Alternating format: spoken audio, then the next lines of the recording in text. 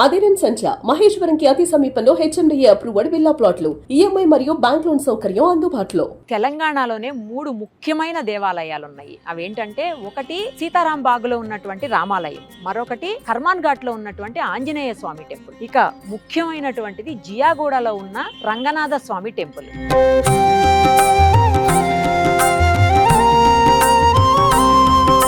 చాలా చాలా పురాతనమైనటువంటి దేవాలయాలు ఇవన్నీ కూడా.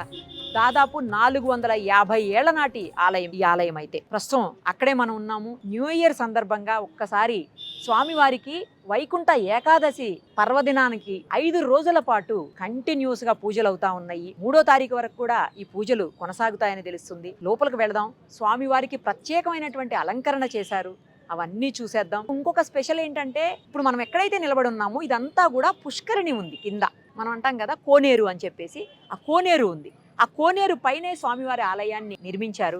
ఆ కోనేరులోనే స్వామివారికి ప్రతిసారి కూడా బ్రహ్మోత్సవాల టైంలో అక్కడి నుంచి జలాన్ని తీసుకొచ్చి అభిషేకం చేస్తారు. ఇలా ఎక్కడా కూడా ఉండదు. శ్రీరంగంలో ఉన్నటువంటి ఆలయానికి ప్రత్యేకమైనటువంటి ప్రతీకగా, అలాగే సేమ్ యాసిస్ రిప్లికా అన్నమాట ఈ ఆలయం. శ్రీరంగం వెళ్ళలేని వాళ్లకు, అలాగే తిరుపతి ఆలయాన్ని దర్శించుకునే అవకాశం లేని వాళ్లకు ఈ వైకుంఠ ఏకాదశి సందర్భంగా ఈ ఆలయాన్ని గనక, స్వామివారిని గనక దర్శనం చేసుకుంటే సేమ్ అక్కడ ఎలా అయితే మనం ఎంత హ్యాపీగా ఫీల్ అవుతామో అక్కడ దర్శనం చేసుకుంటే అలాగే ఇక్కడ కూడా అనిపిస్తుంది. అదే పాజిటివ్ వైబ్స్ ఉంటాయి. అలాగే ఇక్కడ కూడా ప్రత్యేకమైనటువంటి ఆశీర్వాదాలు లభిస్తాయని చెప్పి భక్తులందరిలో నమ్మకం ఉంది. ఏ కోరిక కోరుకున్నా తీర్చేటువంటి స్వామిగా ఈ పద్మనాభ స్వామిని నమ్ముతూ ఉంటారు.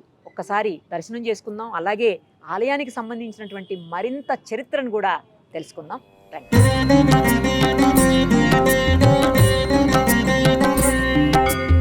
ఆలయం లోపలకు ఎంటర్ అయిపోయాము. వైకుంఠ ఏకాదశి సందర్భంగా అద్దాల మండపాన్ని తయారు చేశారు. ప్రతి సంవత్సరం కూడా ఒక్కొక్క అలంకరణ ఇక్కడ జరుగుతూ ఉంటుంది. ఈసారి అద్దాల మండపాన్ని ఏర్పాటు చేశారు, స్పష్టంగా చూడొచ్చు. ఇది 3వ తారీఖు వరకు ఇలాంటి అలంకరణ ఇక్కడ ఇలాగే కొనసాగుతుంది. ఒక పాజిటివ్ వైబ్స్ అయితే ఈ ఆలయంలో అనిపిస్తున్నాయి. మార్నింగ్ నుంచి మేము ఇక్కడే ఉన్నాము. జనవరి 1 సందర్భంగా ఆలయాన్ని ఒక్కసారి మేము దర్శనం చేసుకుని మీకు కూడా దర్శనం చేయించాలన్న ఉద్దేశంతో వచ్చున్నాము. నంగనూరు వానమాముల జియర్ స్వామికి కలలో ప్రత్యక్షం అయ్యి రంగనాథ స్వామి ఇక్కడ ఇలా జీర్ణోద్ధరణ అయిపోయినటువంటి దేవాలయం ఉంది అని ఆయన కల్లో వస్తే ఆయన మళ్ళీ పునరుద్ధరించినటువంటి పరిస్థితి. అంటే మనకు తెలుసు కదా, ఆ రోజుల్లో దేవాలయాలు కొన్ని పట్టించుకోకపోవటం వల్ల అలా పాడైపోతూ ఉండేవి, క్షీణిస్తూ ఉండేవి. అలాంటి ఆలయాన్ని మళ్ళీ పునరుద్ధరించారనమాట. సో అందుకే ఇక్కడే ఆ స్వామి ఇప్పటికీ కూడా ఉన్నారు అనేటువంటి ఒక ఫీలింగ్ అందరిలో ఉంటుంది.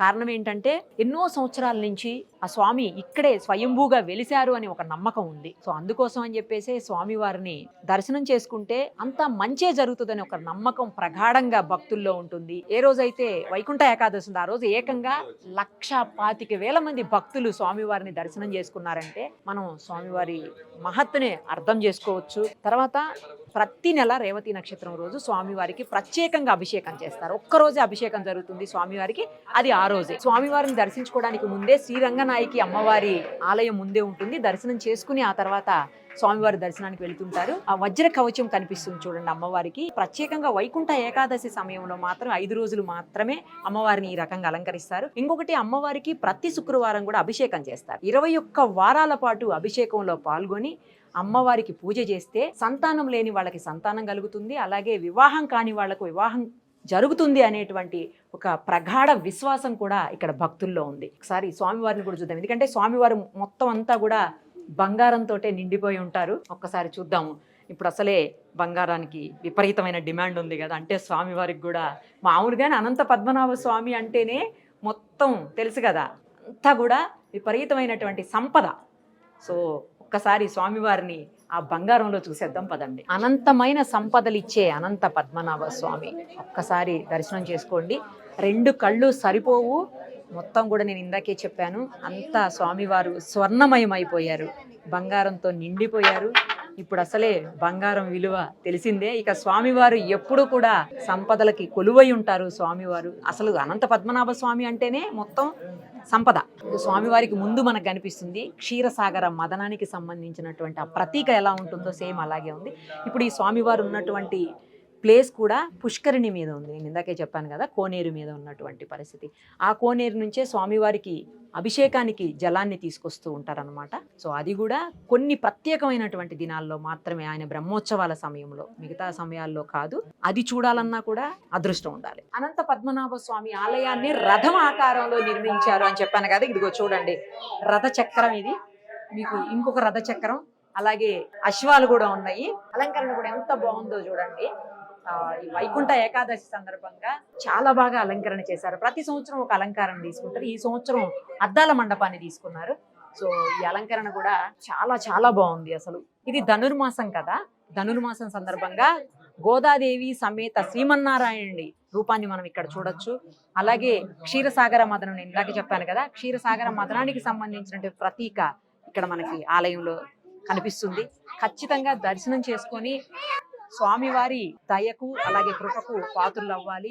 చాలా దగ్గరే ఉంది జియాగూడ టెంపుల్. చిన్న చిన్న పిల్లలు కూడా చూడండి పొద్దున్నే వచ్చేసారు జనవరి 1 సందర్భంగా. అవునా, ఎక్కడుంటారు మీరు? పురాణపూల్లో ఉంటావా? ఓకే, మార్నింగ్ వచ్చేసావు స్వామికి దర్శనానికి. Happy new year. Happy new year. చూసారు కదా, చిన్న చిన్న పిల్లలు కూడా ఎంత బాగా పొద్దున్నే స్వామివారి దర్శనానికి వచ్చేసారు. మీరు కూడా ఏదో ఒక సందర్భంలో ఖచ్చితంగా దర్శనం అయితే చేసుకోండి. Thank you so much. Happy new year. ఆలయానికి సంబంధించినటువంటి అర్చకులు రంగనాథాచార్యులు గారు ప్రస్తుతం మనతో పాటు ఉన్నారు. ఒక్కసారి వారితో మాట్లాడి ఆలయానికి సంబంధించినటువంటి అనేక విశేషాలు తెలుసుకుందాం. నమస్తే అండి. ఎప్పుడు ప్రతిష్ఠించారు, అసలు ఎప్పుడు ఈ ఆలయం మొదలైంది, మొత్తం ఆలయానికి సంబంధించినటువంటి చరిత్ర చెప్పండి. ఇంకో ముఖ్యమైన విషయం ఏంటంటే, ఇప్పటికి కూడా స్వామివారికి నేలమాళిగలో ఉన్నటువంటి పుష్కరిణి నుంచి వీటిని జలాన్ని తీసుకొని వచ్చి అభిషేకం చేస్తారు అని విన్నాను. మొత్తం ఒకసారి అన్నీ చెప్పరా? దాదాపు 450 సంవత్సరాలు పూర్వము, అంటే ఈ చార్మినార్ నిర్మాణానికి పూర్వమే భాగ్యనగరంలో 3 దేవాలయాలు పురాతన దేవాలయాలుగా ముందు నుండి మనకి చెప్తూ ఉన్నారు. ఆ 3 దేవాలయాలు ఏంటి అంటే, ఒకటి జియాగూడ రంగనాథ స్వామివారి దేవాలయం, సీతారాంబాగ్లో రామాలయము, అదేవిధంగా కర్మాన్ ఘాట్ ఆంజనేయ స్వామి దేవాలయం అని చెప్తూ ఉన్నారు. అయితే ఈ మూడిట్లో కూడా విశేషించి ఈ జియాగూడ రంగనాథ స్వామి దేవాలయానికి ప్రత్యేకత ఏంటి అంటే, శ్రీరంగ క్షేత్రంలో ఏ విధంగా అయితే రంగనాథ స్వామి వారు వేంచేసి ఉంటారో అదే విధంగా ఇక్కడ కూడా అదే రూపురేఖలతో ఇక్కడ రంగనాథ స్వామి వారు వేంచేసి ఉండడం చాలా విశేషం అనమాట. ఈ రంగనాథ స్వామి వారి దేవాలయాన్ని ప్రతిష్ఠించే ప్రక్రియకి పూర్వము రంగనాథ స్వామి వారు ఇక్కడ వెలిశారు అని మనకి స్థల పురాణం యొక్క ప్రాముఖ్యత ఉన్నది. వారు ఒక మహర్షి తపస్సు చేత ఇక్కడ వెలిశారు అని మనకి స్థల పురాణము. తరువాత కాలంలో ఈ ఆలయం జీర్ణోద్ధారం 450 సంవత్సరాలకి పూర్వము కలియన్ వానమామలే జీయర్ స్వామి వారు, అంటే మనకి శ్రీ వైష్ణవ సాంప్రదాయంలో ముఖ్యమైనటువంటి పీఠము వానమామలే పీఠం అంటూ ఉంటారు.